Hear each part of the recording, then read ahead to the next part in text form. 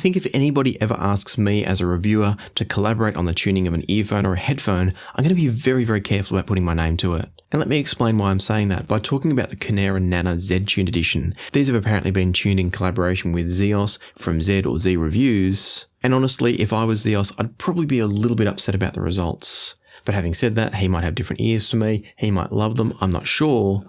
And part of the challenge with this is, it's very hard to know when you get an earphone like this, how much input the reviewer has actually had into the tuning. I have been asked in the past for input on some tuning of some earphones, I've shared my feedback, and then the final product has come out, and it's very hard to tell how much of their feedback was actually taken, and how much of it was just platitudes to reviewers. And so it is possible that Zeos has been used here just as a branding tool, and hasn't had a lot of say in the tuning of these. And this is not to say that they sound dreadful, but I know that if I was going to get involved in the tuning of an IEM like this one, I'd want it to sound better than it does.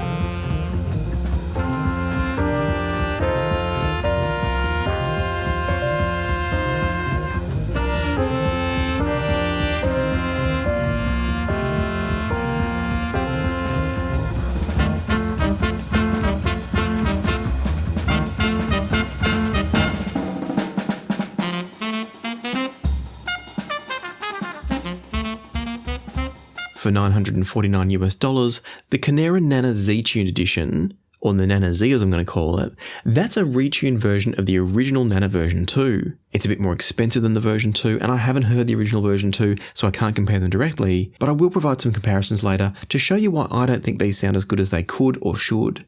As I said, it's not to say they sound bad, but I do think there's better choices out there. What you're getting for your $949 US is a fantastic set of tips, a very, very nice cable as well, a nicely designed IEM with a beautiful shell. I'm not a huge fan of the logo slapped on it. I actually like the look of the shell behind it better. And that's not a knock on the logo, it's more that I love the design of the shell and I want to see more of it. And then I can't remember if I just mentioned the tips, but if I have, they deserve repeating anyway. It's got some wonderful final audio E-type tips, which are my favourite tips of everything that I've tried.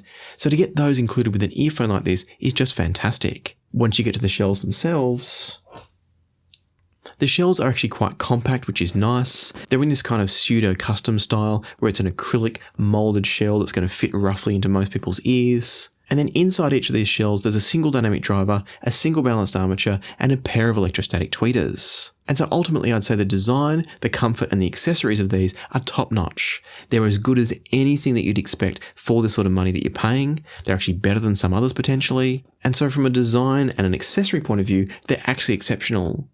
But things start to change a little bit when we get to the sound quality, unfortunately. If you're trying to work out what piece of gear you should buy next, then the Passion for Sounds Recommends database might be helpful for you. In the description box of every single video, just down here, you'll find the Passion for Sounds Recommends section. If you click on this link, it'll take you through to the Passion for Sounds Recommends Airtable database. What you'll see in here is every single product that I've ever reviewed and recommend, in some cases products that I own but maybe haven't reviewed but recommend. And then once you're in here, you can use the filter button up here to decide to filter by things like whether or not the product type is for a headphone, for example. So maybe you're looking for a headphone. Filter it by that and you can now see every headphone I recommend. You can sort it by price, which is the default sorting, or any other sorting method that you want. And then once you've got the list of products you're looking for, you've got the links to the reviews of the products, and then also purchasing links for global retailers and also regional retailers for the US, Australia, Canada, and the UK. So feel free to play around with this, sort it, filter it however you want to. It won't affect what anybody else sees, and you can hopefully find just the right products for you. I hope this is helpful, and now let's get back to the review. The sound from the Nanna Zs is crisp, the treble's extended, it's a little bit enhanced, but it's not too bad, it's well controlled so it doesn't get sibilant, which is great. Where the problems start to happen a little bit though, is that the sound or the tonality or the timbre of the electrostatic drivers is a little bit different from everything else. So you can kind of hear where the dynamic driver and the balanced armature stop and where those electrostatic drivers take over. I don't know if it's because they've got peaks where they've maybe put a bit too much energy through the electrostatics, or if it's just a timbral difference, I'm not sure. But the end result is sound that's not entirely coherent. There's a little bit of a breakup of the sound and a bit of over-enhancement of the treble. Vocals from these generally sound quite good, but if you listen to a vocal that's got more depth in it, so a deeper male vocal, it can start to lose its sense of body and presence. It can sound a little bit disembodied as a result, a little bit too thin sometimes, and a bit unnatural because there's too much emphasis on the upper range of it, so your texture and your air. That works really well for female vocals, but not so much for the deeper male vocals. And then as we go further down the range, the bass weight and extension from these is actually quite good. The frequency response graph probably isn't entirely indicative of how you hear these. And that's because it's a fairly linear, kind of consistent gradual decline on the bass. And so it doesn't drop away sharply, it doesn't have any lumps and bumps to draw your attention to holes in the bass. And what that means is that when you do get depth and rumble, you definitely hear it, you definitely even feel it sometimes. And so that performs quite well. It's only really a problem because it gets offset by too much treble emphasis. That's really where it comes undone. But I think the bass quality, the control, the presence, the extension, etc., that's all quite good. And indeed, I'd say that the sub-bass performance of these is also excellent. Listening to tracks that need a lot of deep bass rumble, these go all the way down. And again, even though they do roll off, it's such a gradual and consistent roll-off that it doesn't jump out that they're actually lower in the bass at the deeper levels than they are higher up, because it's that very gradual decline. And so I'd say that overall, tonally, the Nanna Zs are quite good. They're tonally fairly strong, they're tonally fairly honest and neutral and accurate, except for the fact that there's too much treble emphasis and all the fact that those EST drivers, that's the electrostatic drivers, the fact that those are maybe a little bit different from the balanced armatures and the dynamic driver, that just makes it a little bit incoherent with the treble. The treble's beautifully controlled, it's refined, it's never harsh or sibilant, but it's just different enough that it doesn't always sound natural. One benefit of that enhanced treble is the sense of detail and resolution from the Nanna Zs is excellent, and it also produces a really nice wide soundstage with excellent image separation, so sounds will definitely kind of hover in space all on their own, well separated from everything else. But at this point I do have to pick another hole in them, which is that they don't give a great sense of depth. Everything is very much between the ears, it starts to move a little bit sort of up and into the forehead, but never gets very far forwards. So everything is quite two-dimensional. They're not bad by any stretch, but they're not as good as I would hope to hear from an IEM at this price point. And I will, as I said before, give you some comparisons to contextualize that soon. Carrying on to what some of these technicalities mean when it comes to music listening. And from a tonal point of view, I think the Nanna Zs are fantastic for listening to classical music. They've got a lovely sense of texture and clarity for the strings, but they've also got the depth to give the orchestra body and presence. But where they fall apart again is that two-dimensional soundstage. At one stage during my testing, I was listening to a track with pipe organ and orchestra, and it sounded like the pipe organ was in the middle of the orchestra. Whereas I know for a fact in this recording, it should sound like the orchestra is here and the pipe organ is behind them, as would normally be the case in any venue with a pipe organ. The pipe organ's going to be along a wall, and then the orchestra's going to sit in front of the organ. With the Nanna Z, you couldn't hear that at all, and it was very off-putting. If you're moving over more to genres that need to groove a little bit, so rock and blues and funk and things like that, the Nanna Z can be excellent there. They do have that slightly over-prominent treble that can be a little bit distracting or a little bit unnatural, but it's by no means unenjoyable. They can actually be quite dynamic and fun on those more energetic genres. And so let's jump in just a second now to some comparisons, but I did want to flag something that I forgot to say at the beginning of this review, and that is that the Nanna Zs were sent to me courtesy of Linsol. This was part of when Linsol started to sponsor Passion for Sound, and again, thank you Linsol for doing that. As part of that, they agreed to keep sending out monthly review products for me, and the Nanna Zs are one of those. And so I wanted to flag that because for anyone that was doubting whether or not these reviews were going to be impartial and completely fair and unbiased, I wanted to flag that this is one of those products that was sent out by Linsol, and I wanted to flag that because this is not a particularly positive review. Sure, I'm not saying they're bad because I don't think they're bad, but they're not as good as other options and other options that you can't buy from Linsol. So I wanted to draw that to your attention, both to say these reviews are absolutely unbiased and also to say thank you to Linsol for allowing me to be completely honest with these reviews. That was a big part of our agreement, and they've been great at honouring that. Moving on now to the comparisons, and the first earphone that I wanted to reach for this comparison was the Beyerdynamic Xelento 2. And the reason for that is that they've got a sound that is quite rich and warm, but also with a bit of extra treble sparkle, and without looking at the frequency response graphs, the Nanna Zs reminded me a little bit of the Xelento 2s.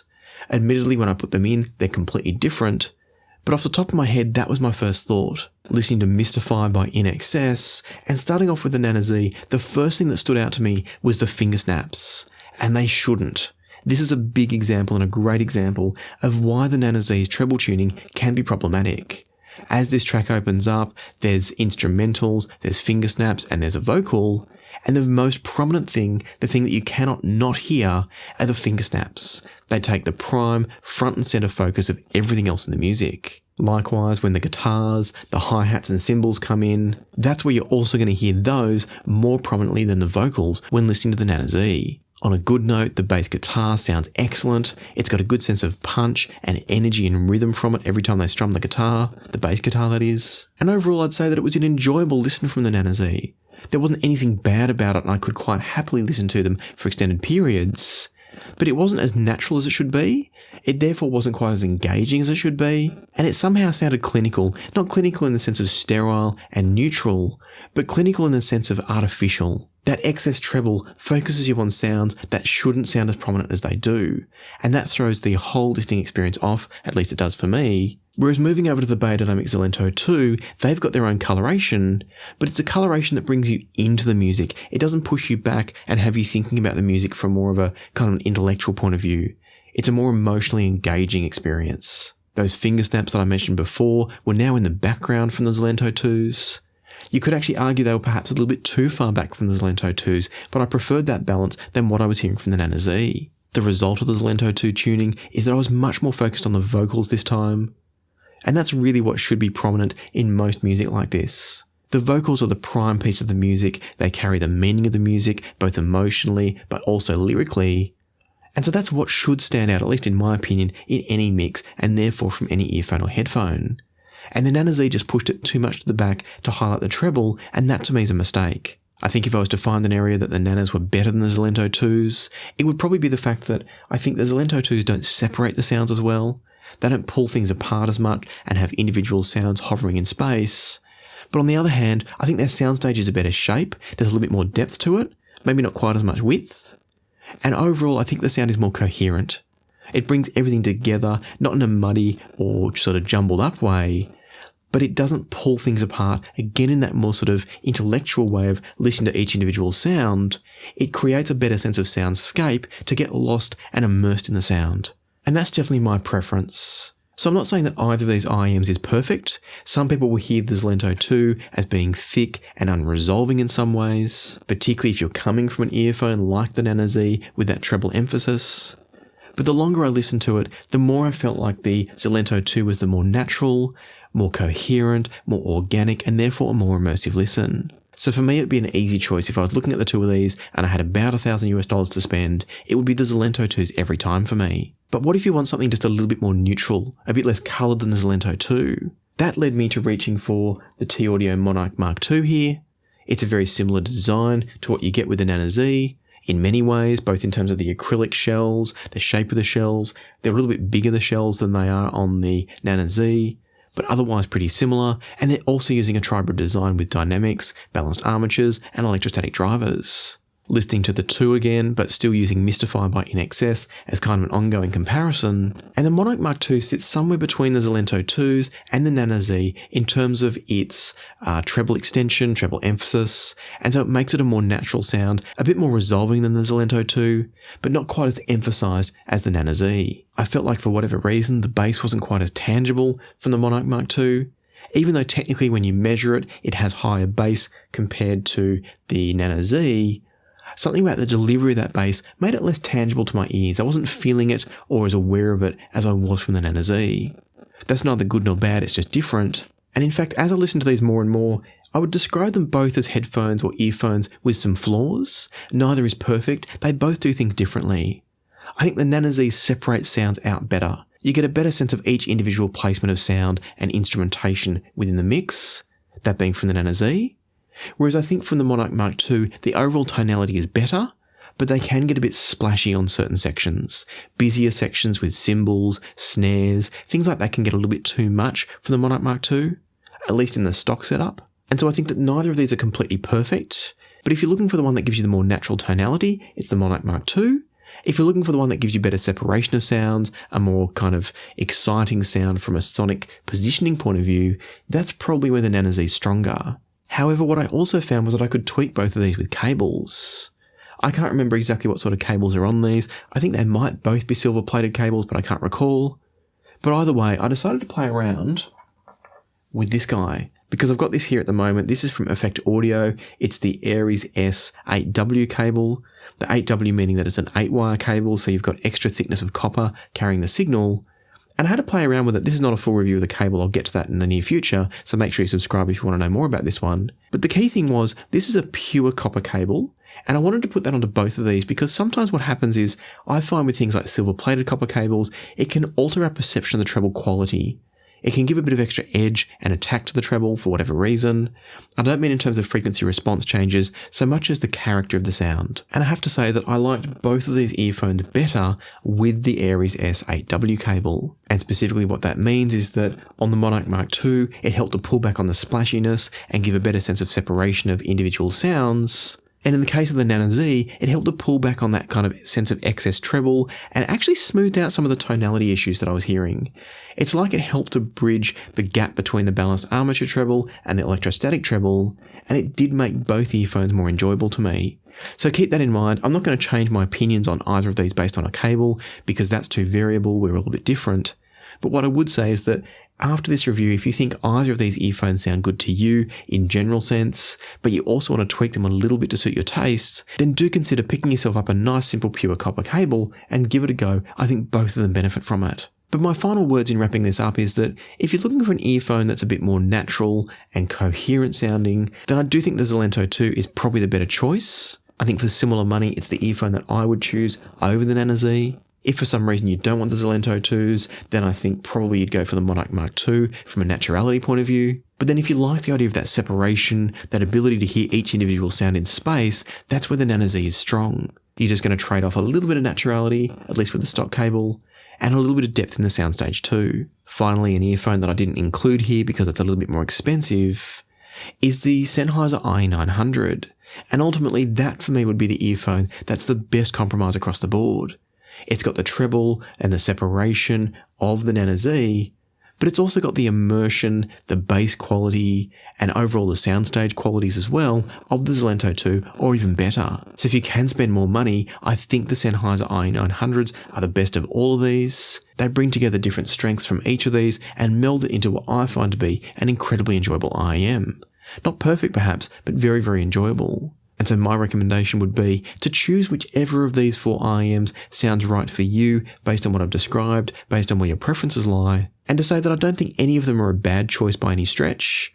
I think the Nanna Z is probably the least natural of all of them in this roundup, and that's why I'm not such a fan of it. But with a nice copper cable, it is kind of redeemable to a point. The Monarch Mk2, as I said, isn't perfect either. It gets a bit splashy, as I mentioned before. But I think its starting tonality is better than what I heard from the Nanna Z, and so it would be my choice if you're kind of sticking in that sci-fi world. And then outside that, as I've already mentioned, you've got the Xelento 2 or the IE900 for a bit more money. And so hopefully I've been able to paint the picture for you as to whether or not this is a good choice for you, being the Nanna Z, whether or not you should bypass it and choose something else. Hopefully I've made that clear.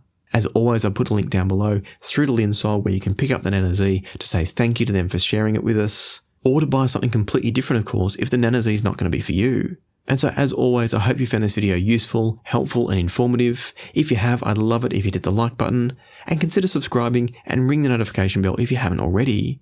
But for now, let me leave it to the music, so happy listening and I'll see you here next time on Passion for Sound.